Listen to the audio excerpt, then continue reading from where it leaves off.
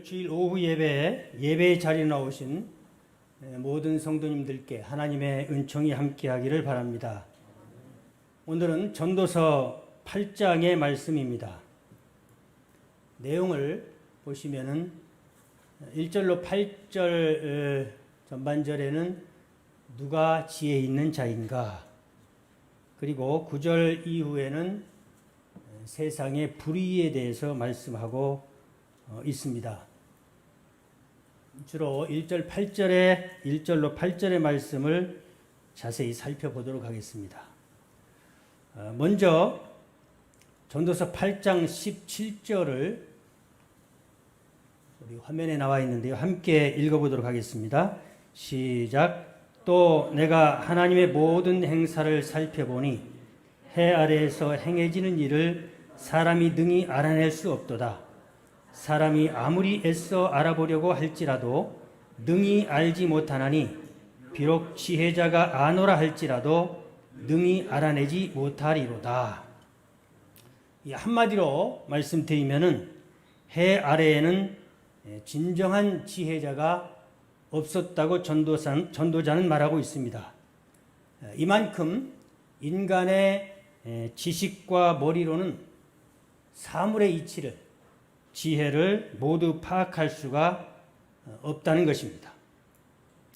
인간의 지식으로는 한계가 있기 때문에 올바른 인생길을 걸어갈 수가 없음을 알려주고 있습니다. 자, 그렇다면 왜 그렇게 되었을까요? 성경은 인간들의 꾀 때문이라고 말씀을 합니다. 뒤에 넘겨주시면요. 전도서 7장 29절에 보시면은 내가 깨달은 것은 오직 이것이라. 곧 하나님은 사람을 정직하게 지으셨으나 사람이 많은 꾀들을 낸 것이라. 아멘. 하나님께서 인간을 창조하셨을 때에는 정직하게 하나님이 창조하셨다는 말입니다. 그런데 그 뒤로 사람들이 자신의 탐심에 또 자신의 정욕에 이끌려서 꾀를 부리기 시작했다.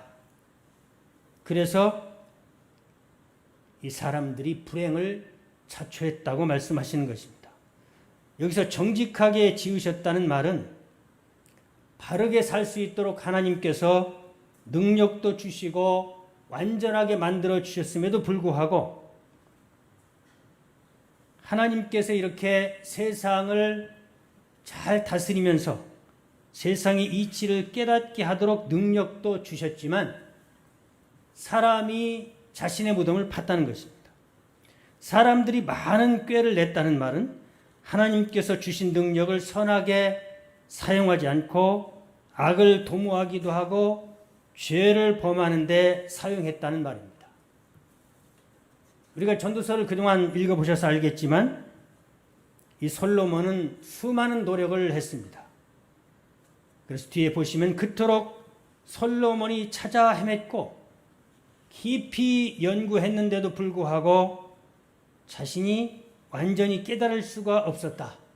이 세상의 모든 이치가 이렇게 방대하고 이렇게 복잡하고 인간의 지혜로는 한계가 없음에도 불구하고 하나님께서 이미 주셨었다 그 말이에요. 이미. 그러나 인간의 범죄로 인해서 그 지혜를 상실했다는 것입니다. 옆에 있는 우리 그림을 보면은 하와가 선악과 따먹는 그림을 보게 되는데 이 사건은 하나님 말씀에 순수하게 순종하지 못하고 단순하게 순종하지 못하고 자신의 욕심을 가미했다는 말입니다. 탐심을 가지고 꾀를 부렸기 때문에 타락하고 말았다. 이렇게 꾀를 부린 것의 전형적인 사건이 선악과 따먹는 사건입니다. 이렇게 사람은 남겨진 능력마저도 죄를 도모하는 데 사용하므로 점점 하나님과 멀어지고 하나님을 등지고 세상으로 멀리 갔다는 것입니다. 그래서 인간이 자신들은 노력한다고 노력을 하고 있지만 퇴행의 길을 걸어갈 수밖에 없었다. 그렇게 말씀하십니다. 죄를 도모하는 일, 꾀를 부리는 일은 여러 가지를 찾아서 복잡하게 살아가는 것을 말합니다. 우리는 세상을 살면서 우리가 살아봐서 아시잖아요. 부모님은 야야 이거 이렇게 하라고 말씀하시는데 우리는 그 말씀은 잘 들어오지 않고 또 내가 뭔가 좋은 게 있지 않을까? 나는 이것을 원해서 이쪽으로 가보지만 한 10년 정도 지나면은 그때 부모님이 말씀하셨던 게 옳아. 우리가 깨닫는 것과 똑같습니다. 하나님께서는 그렇기 때문에 순종하는 삶, 단순한 삶을 원하십니다.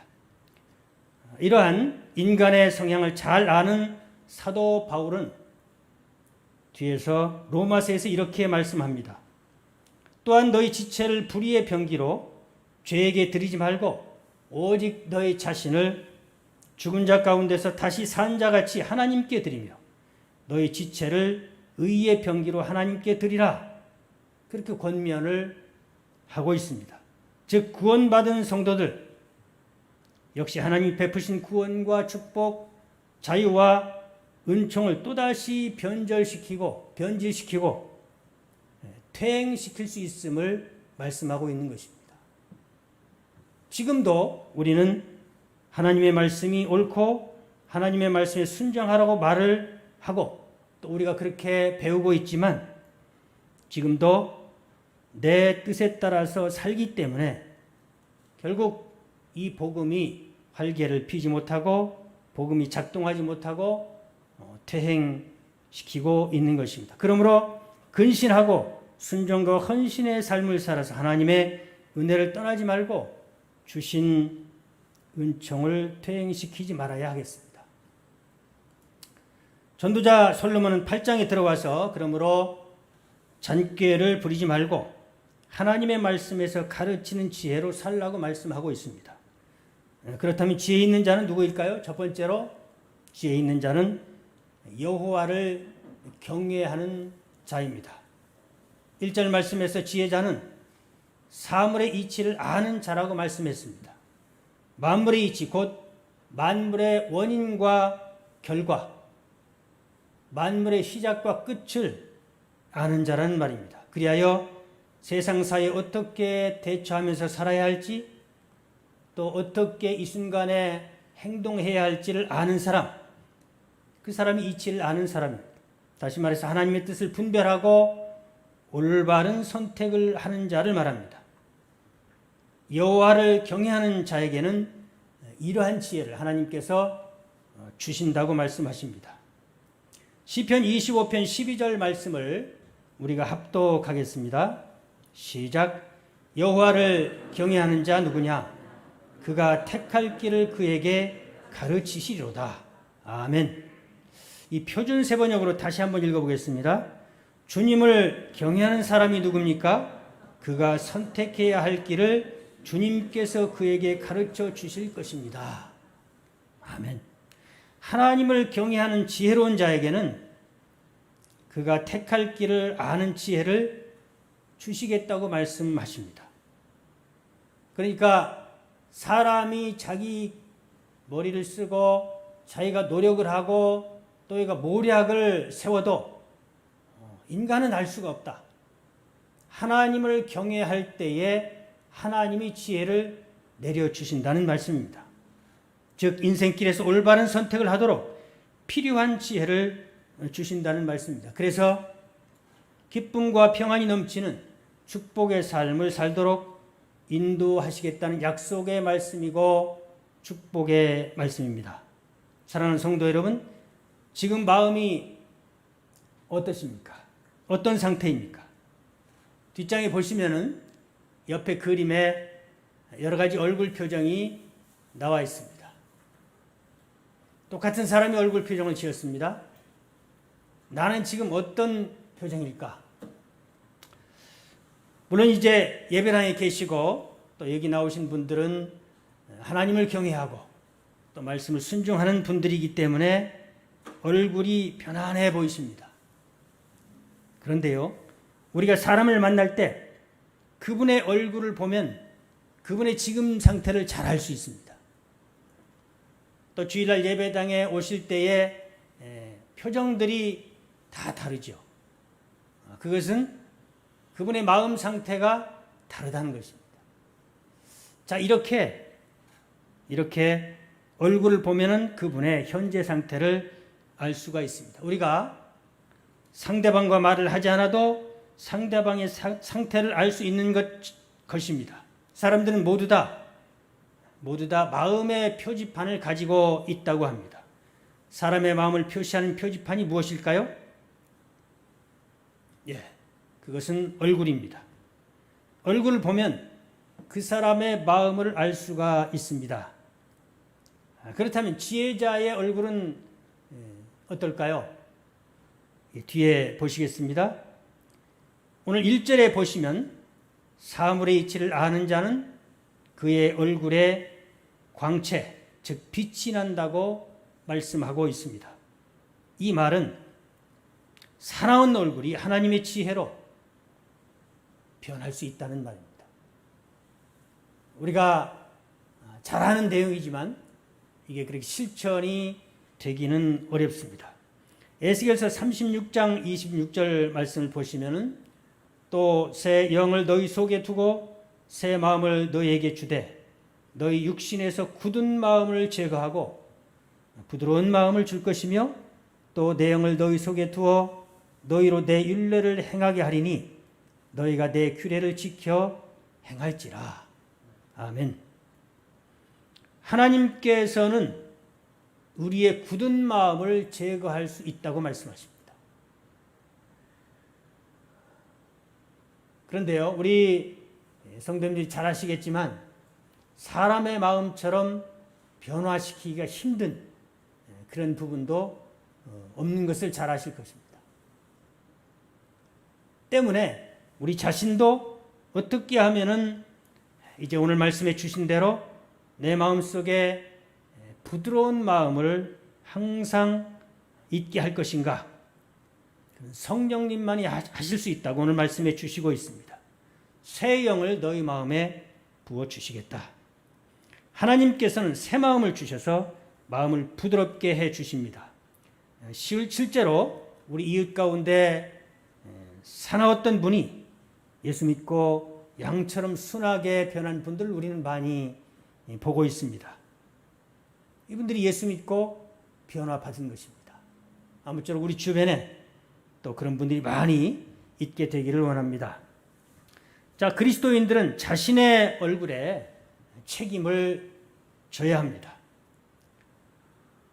뒤에입니다. 갈라디아서 5장 22절로 24절에 보시면은 오직 성령의 열매는 사랑과 희락과 화평과 오래 참음과 자비와 양성과 충성과 온유와 절제니 이 같은 것을 금지하지 말라 말씀하셨습니다. 그리스도 예수의 사람들은 이렇게 육체와 함께 그 정과 욕심을 십자가에 못 박은 사람들입니다.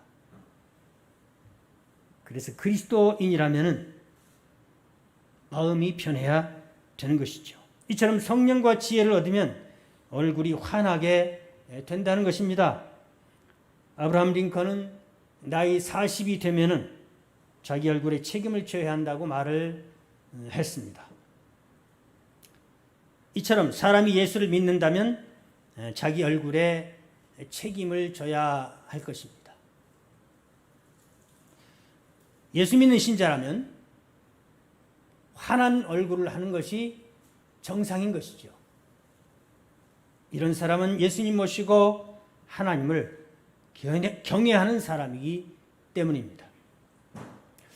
우리가 신앙생활을 하면서 은혜로운 얼굴로 변하고 표정이 변하는 것은 아주 중요한 현상입니다. 우리가 다른 교회를 혹 가보시면은 어떤 교회에 가면은 교회 입구부터 환한 교회가 있는가 하면 어떤 교회는 어딘가 모르게 분위기가 침체된 경우를 봅니다. 그것은 평안하지 못하기 때문입니다. 진리를 찾아서 헤매다가 인생 가운데 어려움을 겪고 참된 길이 어딘지를 모르다가 진리 대신 예수 그리스도를 만난 사람은 기쁨이 넘칠 수밖에 없습니다. 이런 사람들이 모인 곳이 교회입니다. 그래서 내일 일이 걱정돼도 내일 일을 주님께 맡기는 것입니다. 설사 말 못할 걱정이 우리 가운데 지금 있더라도 생명과 삶의 여정은 하나님께서 인도하신다는 사실을 우리는 믿습니다. 그러므로 염려를 내려놓아야 합니다. 아무쪼록 우리 교회에 출입하는 모든 성도들 가운데 이러한 평강이 넘치고 밝은 인사 가운데 웃음꽃이 만발하기를 축복합니다.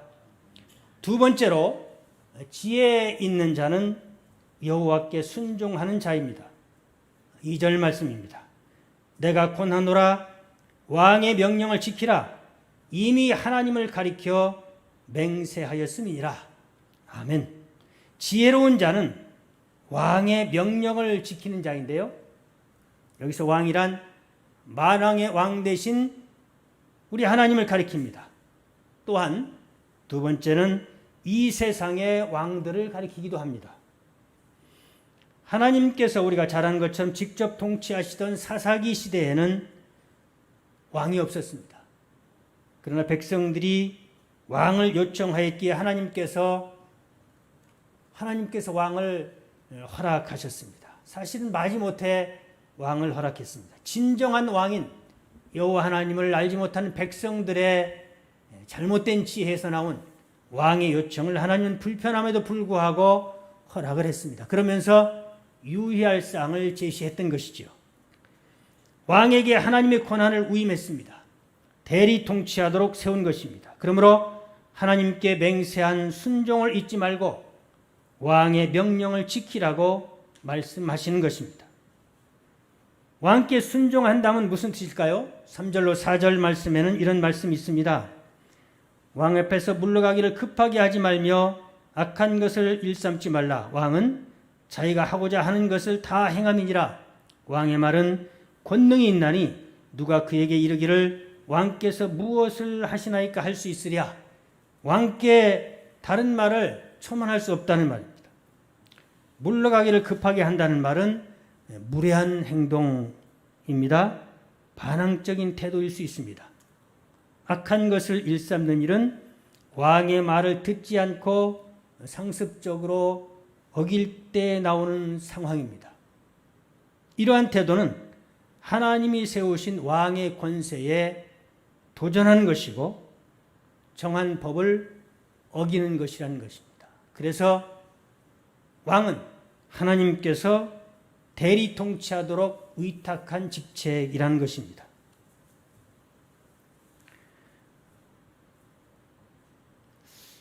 이러한 사실 왜 일어났을까요? 5절 6절에 보시면은 현대인의 성경으로 제가 읽어보겠습니다. 왕의 명령을 지키면 해를 입지 않을 것이다.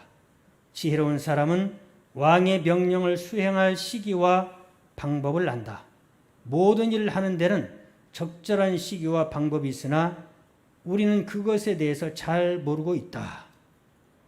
왕의 명령을 지키는 자는 해를 입거나 화를 당하지 않는다고 말씀합니다. 이 말씀은 왕의 마음을 알지 못하기 때문입니다.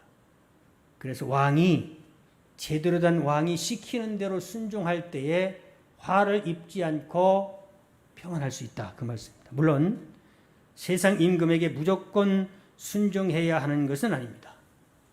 하나님에게 순종하기 위해서 왕의 통치 기능을 위탁받은 그들에게 우리는 순종하는 것입니다. 하나님을 어기지 않는 왕에게 복종하는 것입니다. 하나님을 어기지 않는 왕에게 복종하는 것입니다. 우리가 하나님을 만홀히 여긴다든지 우리 위에 권세를 우습게 여기면 화를 면치 못한다는 말입니다. 그래서 여기에 우리 그리스도인들의 지혜가 필요합니다. 순종하는 자에게 주시는 말씀을 보시겠습니다. 이사야 48장 18절 말씀입니다. 만일 너희가 내 명령에 순종하였더라면 너희 평화가 강물 같고 너희 의가 바다 물결 같았을 것이다. 아멘. 하나님의 명령, 말씀에 순종하면 강물처럼 평화가 임한다고 말씀하십니다. 옆에 그림이 어떻습니까? 괜찮습니까? 이 북한강의 대성리 앞의 모습입니다. 평온해짐을 느낄 수 있는 그런 모습인데요. 우리 성도님들 언제 기회가 되면은 한번 가셔서 쉼도 얻고 또 한번 보실 수 있겠습니다. 이처럼 순종하는 자에게 주시는 평강이 있기 때문에 하나님께 순종하는 지혜를 배워야 할 이유가 여기에 있다는 말입니다. 세 번째로 지혜 있는 자는 여호와를 의지하는 자입니다. 우리 7절 8절 말씀을 합독하겠습니다. 시작. 사람이 장래일을 알지 못하나니 장래일을 가르칠 자가 누구이랴. 바람을 주장하여 바람을 움직이게 할 사람도 없고 죽는 날을 주장할 사람도 없으며 전쟁할 때를 모면할 사람도 없으니 악이 그의 주민들을 건져낼 수는 없느니라. 아멘. 이 말씀은 사람이 얼마나 연약하고 미련한지 한치 앞을 알 수 없음을 말씀하고 있습니다. 그래서 바람을 주장할 수 없다고 말씀합니다. 그런데 여기서 바람은 원어에 보면은 우리가 아는 부는 바람이 아니고 생기를 말합니다. 하나님께서 아담을 창조하시고 아담의 코에 숨을 불어 넣어 주셨는데 그 생명을 넣은 것처럼 우리 코에서 생기가 언제 떠날지 모른다는 말입니다. 사람은 숨으로 들어온 그 생명이 언제 떠나갈지를 알지 못하는 존재입니다. 하나님께서만이 우리의 수명을 책임질 수 있습니다. 이 말씀을 우리의 삶에 적용해 보면 우리가 살다 보면 갑자기 찾아오는 고난과 환난이 있는데요. 불시에 찾아오는 암과 같은 질병 또는 해고를 당했다든지 부도가 났다든지 또 죽을 날을 주장하지 못하는 것을 말합니다. 심각한 인생의 재난을 말하고 있습니다.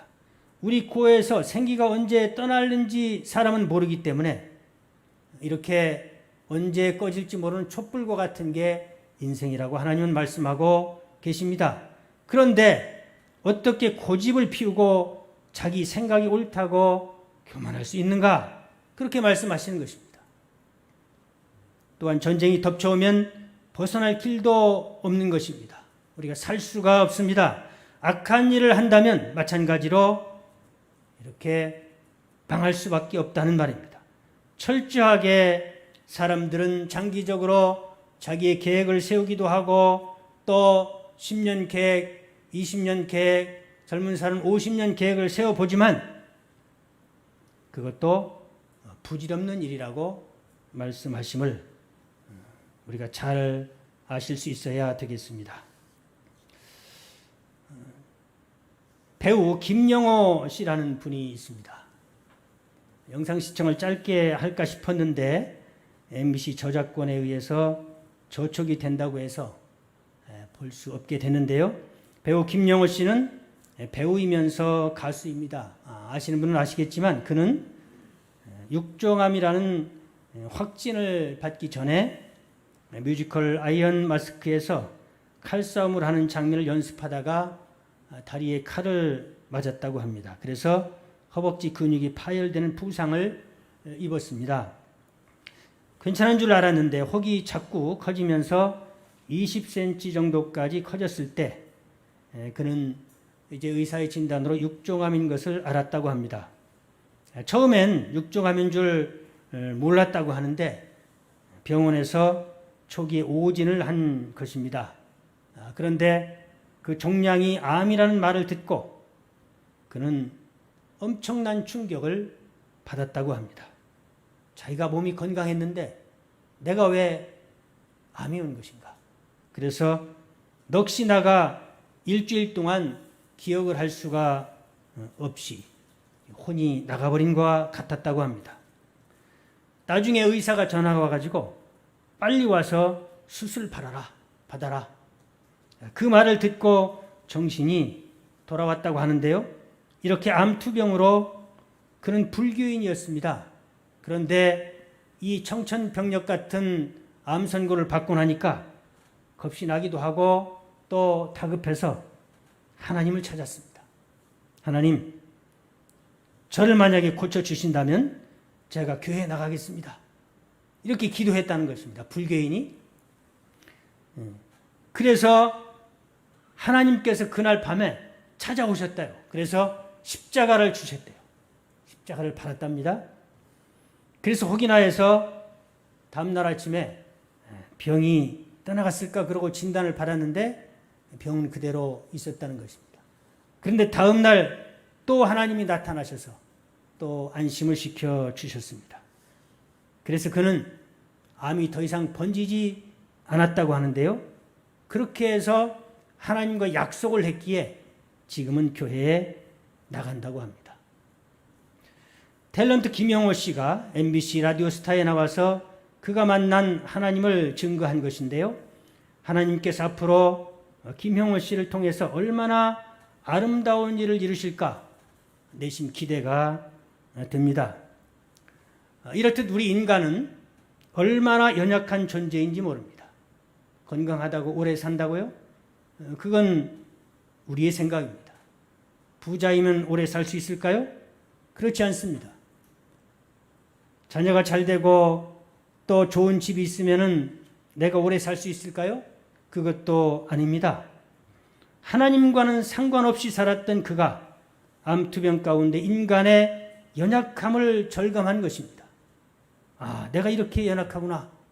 그러자 저절로 불교임에도 불구하고 하나님을 찾는 모습을 볼 수 있습니다. 이 점을 볼 때 우리는 하나님이 창조하신 피조물이라는 사실을 우리가 알 수 있는 것입니다. 그렇습니다. 우리는 내 힘으로 재산도 모으고 자녀를 잘 키웠다고 걱정 없다고 말할 수 없습니다.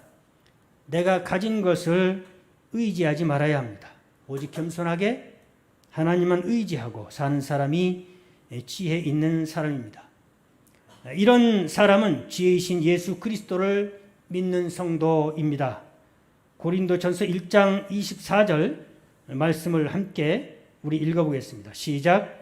오직 부르심을 받은 자들에게는 유대인이나 헬라인이나 그리스도는 하나님의 능력이요 하나님의 지혜니라. 단순하다고 말씀드렸습니다. 하나님의 지혜를 얻는 방법, 예수 그리스도를 믿고 예수 그리스도를 따라가시면은 지혜 있는 사람이 될 것이며 샘솟는 기쁨 가운데 살게 됩니다. 그래서 수심에 찬 얼굴이 변해서 우리 모두 얼굴에 광채가 나는 성도가 되시기를 축복합니다. 기도하겠습니다.